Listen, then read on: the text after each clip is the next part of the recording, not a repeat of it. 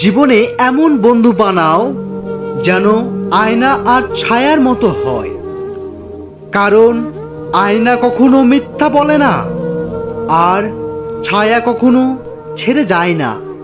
ভালোবাসা তৈরি হয় ভালো লাগা থেকে, স্বপ্ন তৈরি হয় কল্পনা থেকে, অনুভব তৈরি হয় অনুভূতি থেকে, আর বন্ধুত্ব তৈরি হয় মনের গভীরে থেকে।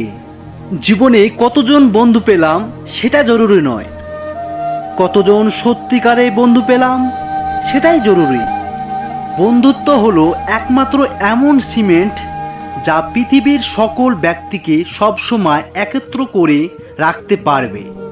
যেমন আমাদের স্কুল জীবন শেষে বেশিরভাগ বন্ধুরাই উচ্চশিক্ষার জন্য আলাদা স্থানে চলে যায়, কিন্তু বন্ধুত্ব টান এবং একসাথে সময় কাটানোর স্মৃতি তাদেরকে একে অপরে মনে কাছে রাখে।